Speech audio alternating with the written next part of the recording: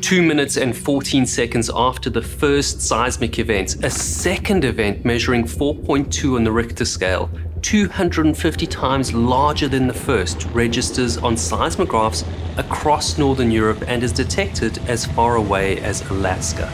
This second explosion is equivalent to almost 3 tons of TNT. The first event is a chemical reaction, but it's not the last chemical reaction to take the lives of sailors in Kursk. This is an abbreviated version of this video. If you'd like to see the full video, I'll leave a link up here.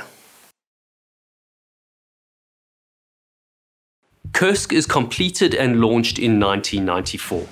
It's commissioned by the Russian Navy on the 30th of December as part of the Russian Northern Fleet. Kursk is assigned to its home port of Vidyayevo in Murmansk Oblast. The Kursk measures 154 meters bow to stern, 18.2 meters on the beam, and draws 9 meters from the hull to the sail. It's rated to dive to a depth of 600 meters and can remain submerged for up to 120 days. The sail superstructure is reinforced to allow it to break through the Arctic ice. The Kursk is armed with 24 cruise granite missiles, with 8 torpedo tubes in the bow. Kursk is part of Russia's Northern Fleet, which has suffered financial cutbacks throughout the 1990s. In 1998, Kursk is refitted to carry HTP torpedoes. HTP, or high test peroxide, is a concentrated hydrogen peroxide which, in combination with kerosene, is cheaper to produce than other torpedo fuels. On the 11th of August 2000, the Russian Navy is getting ready for a training exercise. Summer X is the first large-scale naval exercise in the Russian Navy for more than a decade. 30 ships and 3 submarines are taking part in the exercise. At Vidyayevo Naval Base, preparations are hurriedly underway for Kursk and its crew. During the hive of activity, a torpedo is dropped. There doesn't seem to be any damage, although there is some HTP present around the seal. The men report the incident and the presence of HTP, then continue their work of loading Kursk with dummy warheads and provisions. On the morning of the 12th of August 2000, Kursk is in the Barents Sea. At 0851, Kursk requests permission to conduct a torpedo training launch and receives confirmation. Kursk dives to its launch depth at 20 meters and monitors the surface through its periscope. The launch crew pass through the control center in compartment 2 and enter compartment 1 at the bow of the submarine. There's an air duct between the first and second compartments. The same air duct extends through all 9 watertight compartments in the submarine. Best practice is to seal the duct like the bulkhead hatch, but the sailors leave the hatch open. It's been almost 3 years since the crew have fired a torpedo. They haven't had training on handling and launching an HTP torpedo. They take the 5-ton torpedo out of storage and wheel it to the launch tube. They slide it into the tube and close the launch tube door behind it. The torpedo launch tube is designed to direct the blast outwards towards the sea rather than into the boat. At 11:25, it's been more than 2.5 hours preparing for launch when they finally initiate the launch sequence. Electrical connectors on the inner torpedo tube door have to make contact with the connections on the back of the torpedo. The system doesn't show a positive connection, so they reopen the door to clean the connections. Although HTP is normally stable when sealed, if it comes into contact with a catalyst, it expands 5,000 times in volume and acts as an oxidizer through a chemical reaction. That chemical reaction is exothermic, which means it generates energy or heat. In fact, that's precisely what it's designed to do. A torpedo doesn't have access to oxygen underwater, so the HTP provides both oxygen and heat to the kerosene fuel. Once the chemical reaction begins, it burns until the HTP is exhausted. A catalyst for HTP is bronze and brass, like the metal used to line the torpedo launch tube in Kursk. Now, the small leak of HTP from a faulty weld or from being dropped during loading, this same leak that isn't picked up in a pre-launch inspection comes into contact with the torpedo launch tube. The 1 ton of HTP in the torpedo begins reacting and causes the kerosene fuel tank in the torpedo to fail. Half a ton of kerosene ignites alongside the HTP that's rapidly expanding in an explosion that burns at almost 5,000 degrees Fahrenheit. With the launch tube door open, the explosion is directed into the sub instead of out to sea. The 7 crew members in the torpedo room don't stand a chance. The enormous blast wave, along with smoke and fire, pushes through the open air duct into the 2nd, 3rd, 4th, and 5th watertight compartments. The partially open torpedo door is blown off its hinges. The command center in compartment 2 is engulfed in flames. Despite being at periscope depth, there's no time for anyone to react. The open air duct bulkhead doesn't compartmentalize the initial explosion. All 36 crew in control of Kursk are killed along with the torpedo launch crew.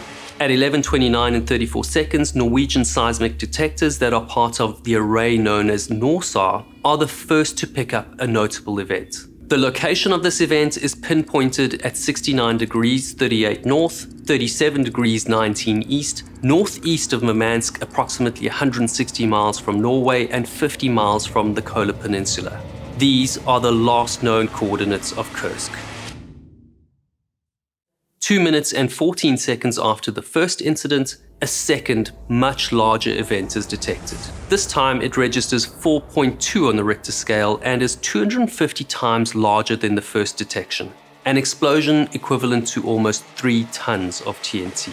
When the coordinates are triangulated, the depth of the second event is equivalent to the seabed an additional 108 meters deeper than the first incident. These seismic events are detected by other vessels in Summer X, but they assume it's part of the training exercise. The fire from the first explosion detonates up to 7 torpedoes with live warheads, weighing almost half a ton each. This second explosion completely collapses the first 3 compartments and rips a hole in the submarine's hull, letting water into compartment 4. Sailors in the 3rd, 4th, and 5th compartments are killed by the explosion. The body count is already up to 95 men. In the vessel's 5th compartment, protected by the strongest bulkheads, are 2 nuclear reactors. The 2 reactors survived the explosions and shut down in a controlled manner, avoiding a nuclear disaster. Men in compartments towards the stern of Kursk seal off air duct hatches and assess their next move. 23 survive the 2 blasts and gather in a small 9th compartment, which also has an escape hatch. Captain Lieutenant Dmitry Kalishnikov, head of the turbine unit in the 7th department, is one of 3 surviving officers of the same rank. Kursk is expected to resurface and make contact at 13:30. This time passes and no one is immediately concerned. It's not unusual for communication equipment to fail. It's relatively common. Fleet Commander Admiral Popov dispatches a helicopter from battleship Pyotr Veliki to search for Kursk at her expected resurfacing location. The Northern Fleet duty officer notifies the officer in charge of the fleet's search and rescue force, Captain Teslenko, to stand by for orders. On top of compartment 7 of Kursk, there's an emergency rescue buoy. The buoy is designed to automatically deploy in an emergency situation such as fire or rapid pressure change. In 1999, while on active duty, it's disabled in order to avoid possible detection and never turn back on. In the 9th compartment, the men now face a daunting decision. There's an escape hatch which they can open and swim to the surface. They have rescue hoods, which will give them enough air to swim the 100 meters to the surface. The explosion has twisted the hull of the ship. The watertight bulkhead hatch is leaking and compartment 9 is slowly filling with water. As it fills, the air pocket inside the compartment is compressed. Right now, the air is still almost the same pressure as the surface. This means that if they open the hatch right away, the risk of decompression sickness is low. The longer they wait, the more water fills the compartment, increasing the pressure.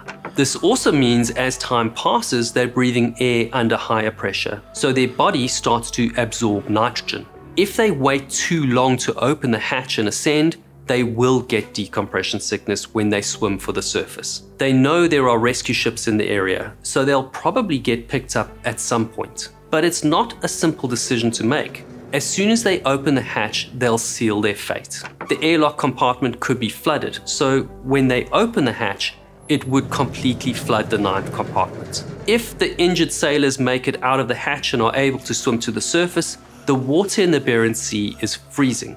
They might survive for an hour at most. Finding people in the ocean is like trying to find a needle in a haystack. On the other hand, the nuclear reactors power the air purification and heating system, which is now shut down. The air in the ninth compartment is slowly filling with carbon dioxide and the temperature is dropping. It's an almost impossible decision to make. Swim for the surface, forcing your injured colleagues to fight for the last hour of their life, or stay put and hope that rescue reaches you before the compartment floods with water or carbon dioxide.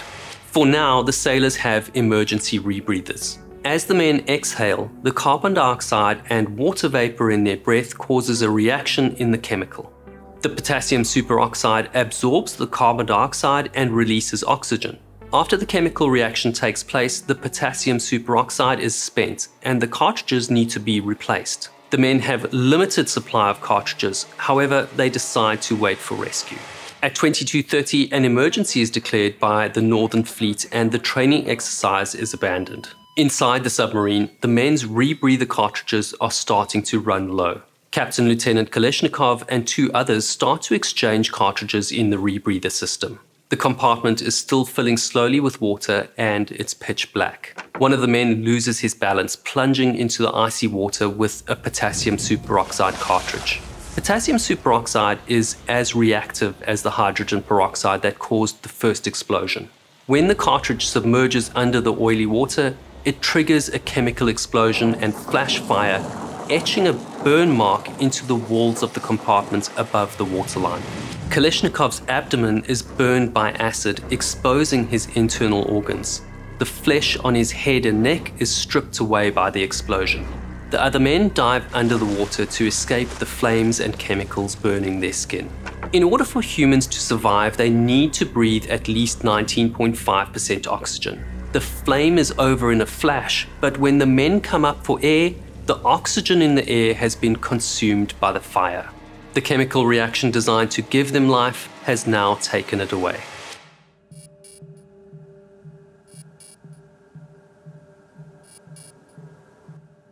At 11:30, Mikhail Rudnitsky begins preparations to lower the AS-34 submersible.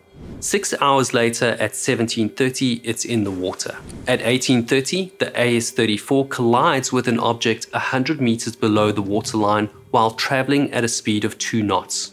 Through a porthole window, the crew can see they've hit the Kursk's propeller and stern stabilizer. The AS-34 sustains some damage and is forced to resurface.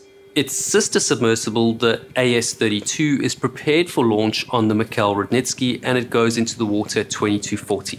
They're given incorrect headings by the Pyotr Veliki, so they don't locate the submarine.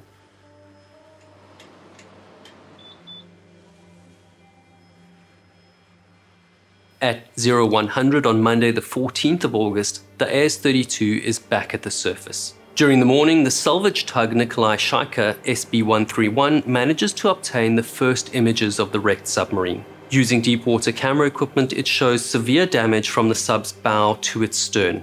Kursk is listing at a 25-degree angle and down between 5 and 7 degrees at the bow. The bow has plowed into the clay seabed for around 22 meters at a depth of 108 meters. They also report that the periscope is raised. On the 19th of August, a full week after the sinking, a Norwegian vessel arrives carrying a British LR-5 rescue submarine. Despite Russia accepting foreign aid, there are still limitations on the Norwegian divers. They're permitted to only work on the same escape hatch that the submersibles are trying to connect to, the one in the 9th compartment towards the stern. They're also allowed to operate the air control valve on the rescue trunk. When they gain access to the rescue trunk on the 21st of August, 10 days after the incident, it's full of water.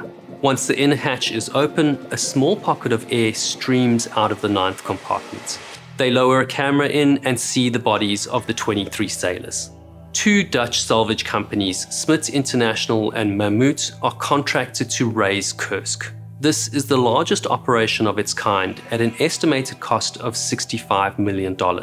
Recognizing the hazard of the HTP torpedoes, the Russian Navy orders all of them removed from service. Russia begins participating in NATO search and rescue exercises in 2011. The Russian Navy also doubles the number of deep-sea divers trained each year from 20 to 40.